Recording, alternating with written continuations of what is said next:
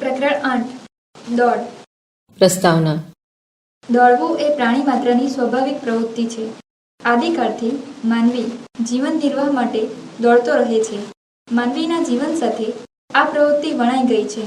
આમ ચાલવું, દોડવું, કૂદવું, ફેંકવું, ચઢવું, ઉતરવું વગેરે માનવીની સહજ ક્રિયાઓ છે, જેને લીધે દોડવાનું કૌશલ્ય તેને શીખવવું પડતું નથી. માનવી માટે ઓછા સમયમાં વધુમાં વધુ ગતિ આવે તેવી પ્રવૃત્તિઓને વ્યવસ્થિત સ્વરૂપ આપવામાં આવ્યું, જેમાં દોડ, કૂદ અને ફેંકનો સમાવેશ કરવામાં આવ્યો, જેને ખેલ જગતમાં ખેલકૂદ તરીકે ઓળખવામાં આવે છે. અભ્યાસક્રમમાં ટૂંકી દોડ અને મેરેથોન દોડનો સમાવેશ થયેલ છે, જેની ચર્ચા કરીશું. મેદાન. ટ્રેક ઉપર દોડવાની કોઈપણ સ્પર્ધાઓ માટે 2 વળાંક અને 2 સીધવાળી 1.22 મીટર અથવા 1.25 મીટર પહોળાઈના માપની એક એવી ઓછામાં ઓછી 6 ગલીઓ અથવા 8 ગલીઓવાળા 400 મીટરના પ્રમાણભૂત ટ્રેકની જરૂર પડે છે. સાધનો. દોડની સ્પર્ધા માટે પ્રસ્થાન ટેકાઓ, starting pistol, stopwatch, spike shoes, clapper, ધ્વજ વગેરે સાધનોની જરૂર પડે છે. ટૂંકી દોડ. 100 મીટર, 200 મીટર અને 400 મીટરની દોડના અંતરનો ટૂંકી દોડમાં સમાવેશ કરવામાં આવે છે. તદુપરાંત આંતરરાષ્ટ્રીય કક્ષાના કેટલાક દોડવીરો, પ્રશિક્ષકો હવે 800 મીટરની દોડનો પણ ટૂંકી દોડમાં સમાવેશ કરે છે. આ દોડમાં દોડવીરે ઓછામાં ઓછો સમય લઈને વધુમાં વધુ ઝડપથી દોડીને નક્કી કરેલું અંતર પૂરું કરવાનું હોય છે. ટૂંકી દોડના મુખ્ય કૌશલ્યો: 1. પ્રસ્થાન. 2. દોડ કદમો. 3. નિરાયાસ દોડ. 4. વિજય રેખા પસાર. પ્રસ્થાન. પ્રસ્થાન એટલે દોડ સ્પર્ધાની શરૂઆત પહેલા પ્રત્યેક હરીફ પ્રસ્થાન રેખાની પાછળ જે સ્થિતિ લે તે. ટૂંકી દોડમાં વહેલી ઝડપ મેળવવામાં તે ખૂબ જ મહત્વનો ભાગ ભજવે છે. 1. ચોપગું પ્રસ્થાન. આ પ્રસ્થાનનો ઉપયોગ ટૂંકી દોડમાં કરવામાં આવે છે. આ પ્રકારનું પ્રસ્થાન લેતી વખતે હરીફના બંને હાથ અને બંને પગ જમીનને સ્પર્શેલા રહેતા હોવાના કારણે તેને ચોપગું પ્રસ્થાન કહેવામાં આવે છે. આ પ્રસ્થાનથી દોડવીર શરૂઆતથી જ અન્ય પ્રસ્થાન પ્રકારો કરતાં વહેલી ઝડપ મેળવી શકે છે. ખેલાડીના શરીરનો બાંધો અને પગની લંબાઈને અનુલક્ષીને ચોપગા પ્રસ્થાનના 3 પ્રકાર પાડવામાં આવે છે. A. ટૂંક પ્રસ્થાન. B. મધ્યમ પ્રસ્થાન. C. લંબ પ્રસ્થાન. A. ટૂંક પ્રસ્થાન. ટૂંકા અંતરની ઝડપી દોડ સ્પર્ધાઓમાં ચોપગા પ્રસ્થાનમાં મુખ્યત્વે ટૂંક પ્રસ્થાન દ્વારા હરીફો પ્રસ્થાન લેવાનું પસંદ કરે છે. જોકે કેટલાક હરીફો મધ્યમ પ્રસ્થાનથી પણ તરફેણ કરે છે. આ પ્રકારના ટૂંક પ્રસ્થાનમાં સજ્જની સ્થિતિ દરમિયાન શરીરનું સમતોલન જાળવવા ખાસ ધ્યાન આપવું જરૂરી છે. પિસ્તોલ કે ક્લેપરનો દોડ શરૂ કરવા માટેનો અવાજ સહેજ મોડો થાય તો હરીફને શરીરનું સમતોલન જાળવવું મુશ્કેલ બને છે. ચોપગા પ્રસ્થાનમાં હરીફે વારાફરતી 3 સ્થિતિઓ લેવાની હોય છે. 1. જગહ પે. 2. સજ્જ. 3. જાઓ. B. મધ્યમ પ્રસ્થાન. ટૂંકી દોડમાં કેટલાક દોડવીરો તેમજ મધ્યમ અંતરની દોડ સ્પર્ધાઓમાં મોટાભાગના દોડવીરો મધ્યમ પ્રસ્થાન દ્વારા દોડની શરૂઆત કરવાનું પસંદ કરે છે. ટૂંક પ્રસ્થાન લેવામાં કેટલીકવાર સજ્જની ક્રિયા પછી ક્લેપર કે પિસ્તોલનો અવાજ મોડો થાય તો સ્પર્ધકોને શરીરનું સમતોલન જાળવવું મુશ્કેલ પડે છે.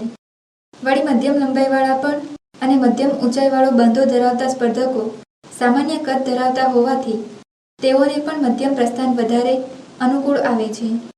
સજ્જની ક્રિયા પછી શરીરનું સમતોલન જાળવવા આ પ્રસ્થાન અનુકૂળ રહે છે. મધ્યમ પ્રસ્થાનની જગહ પે, સજ્જ અને જાઓ સ્થિતિઓ વિશે જોઈએ. 1. જગહ પે.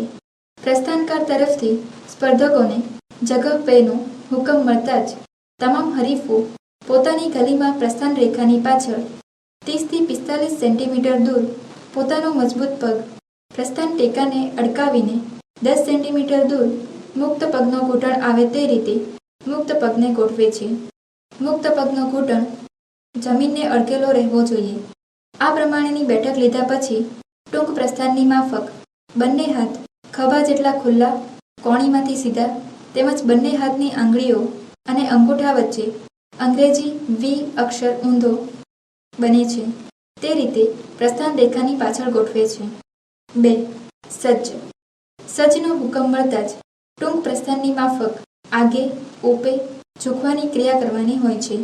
તેમજ આગળના અન્ય કદમોની સરખામણીમાં પ્રથમ કદમ પ્રમાણમાં નાનું હોય છે. 3. ચાઓ.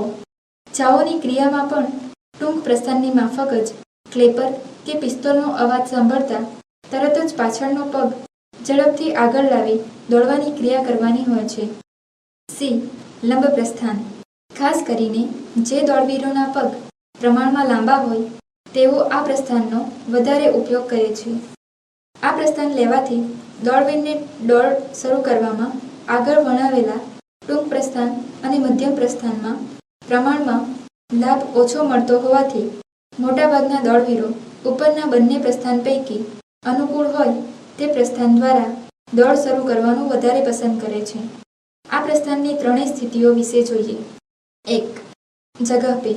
પ્રસ્થાનકાર તરફથી જગહ પેનો હુકમ મળતા હરીફો પોતાની ગલીમાં પ્રસ્થાન રેખાની પાછળ પોતાનો મજબૂત પગ 30 થી 45 સેન્ટીમીટર દૂર મૂકે છે. ત્યારબાદ મુક્ત પગ બાજુમાં એવી રીતે મૂકે છે કે તેનો ઘૂંટણ મજબૂત પગની એડીની બાજુમાં 45 સેન્ટીમીટર દૂર જમીન ઉપર મુકાય, તેમજ પાછળના મુક્ત પગનો સાથળ જમીન પર કાટખૂણે બનાવે તે સ્થિતિમાં, અને બંને હાથની સ્થિતિ ટૂંક પ્રસ્થાન તેમજ મધ્યમ પ્રસ્થાન પ્રમાણે જમીન ઉપર રાખવામાં આવે છે. 2. સજ્જ.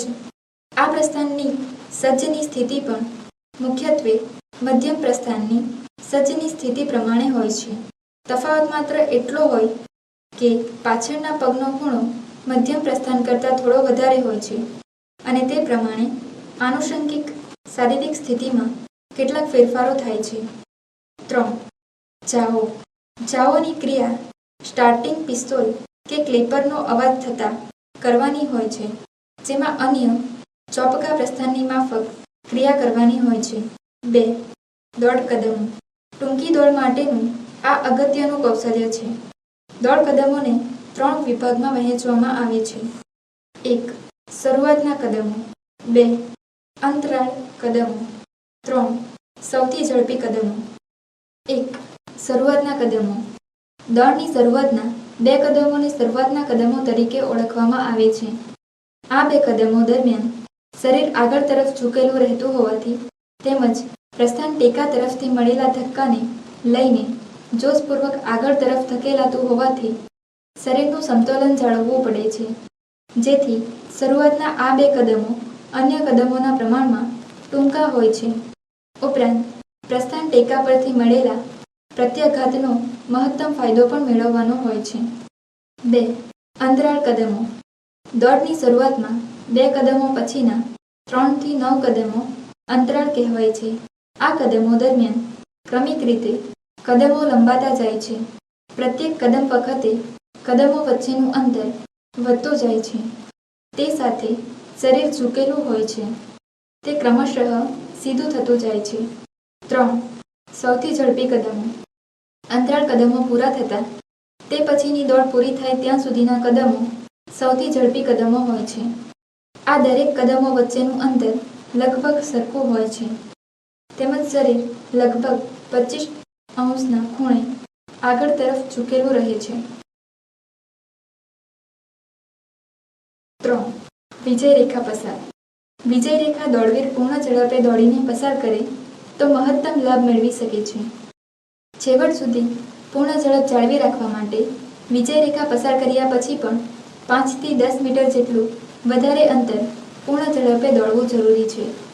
વિજય રેખા પસાર કરતી વખતે શરીરનો ખભાથી કમર વચ્ચેનો ભાગ હાથ સિવાયનો વિજય રેખા ઉપરથી પસાર થવો જોઈએ. ટેકનિકલ ભાષામાં આ ભાગને ટોર્સો તરીકે ઓળખવામાં આવે છે. વિજય રેખા પસાર કરવા કૂદકો મારવો, લાંબો કદમ ભરવો કે શરીરને એકદમ આગળ ઝુકાવવા જતાં સમતોલન ગુમાવવાનો ભય રહે છે, તે ધ્યાનમાં રાખવો. વધારેમાં વધારે લાભ મેળવવા હરીફ આકૃતિઓ સામે દર્શાવેલી 3 રીતો પૈકી અનુકૂળ લાગે તે રીતે વિજય રેખા પસાર કરી શકે છે.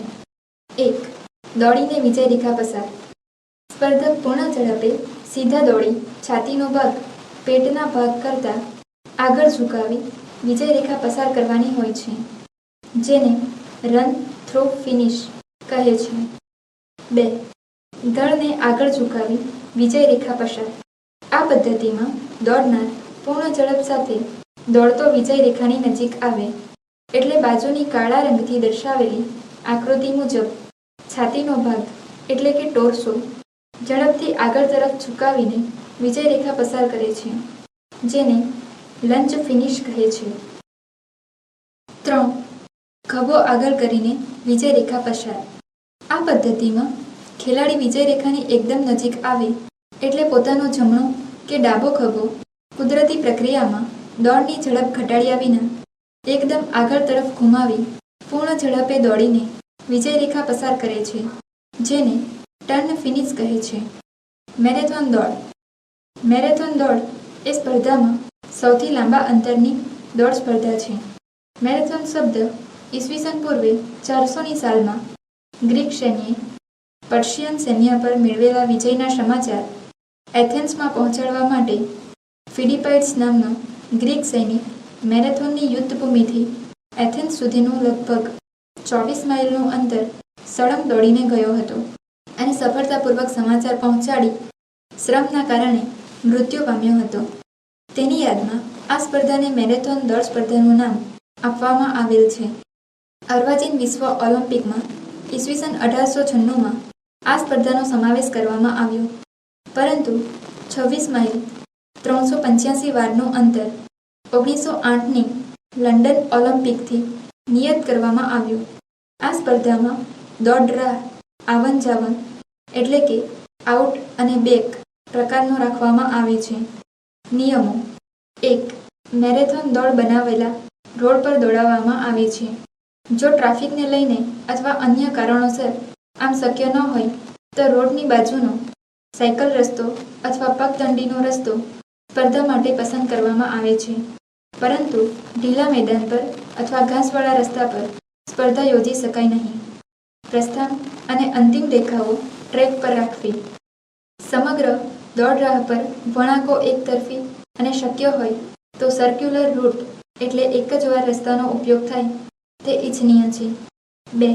નિયુક્ત તબીબી અધિકારીઓ. જો કોઈ સ્પર્ધકને તબીબી કારણોસર સ્પર્ધામાં ભાગ લેવાની મનાઈ ફરમાવે તો તે સ્પર્ધક સ્પર્ધામાં ભાગ લઈ શકશે નહીં. 3.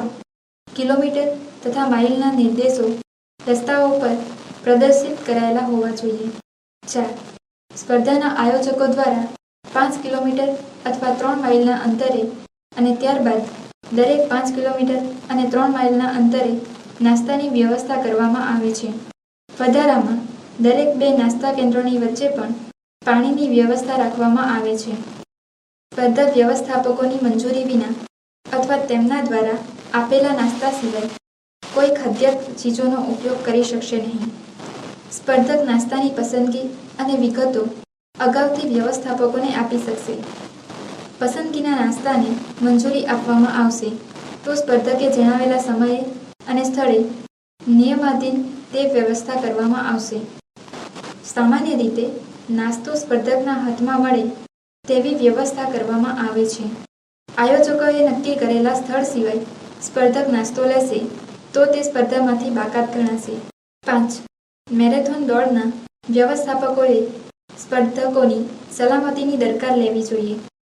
ઓલિમ્પિક રમતોત્સવ તથા અન્ય તેવી આંતરરાષ્ટ્રીય સ્પર્ધાઓ માટે ઉપયોગમાં લેવાનાર રસ્તો મોટર વાહનોથી સંપૂર્ણ મુક્ત રહે તે વ્યવસ્થાપકોએ જોવું જોઈએ. Half marathon. મેરેથોન દોડની તૈયારીના ભાગરૂપે વધારે સંખ્યામાં લોકો લાંબી દોડમાં ભાગ લેતા થાય તે આશયથી હાફ મેરેથોન દોડના પણ આયોજન થાય છે. હાફ મેરેથોન માટે દોડનું અંતર 21 કિલોમીટર અને 97.5 મીટર રાખવામાં આવે છે. સ્પર્ધા માટે બાકીના નિયમો મેરેથોન દોડ મુજબ રહેશે.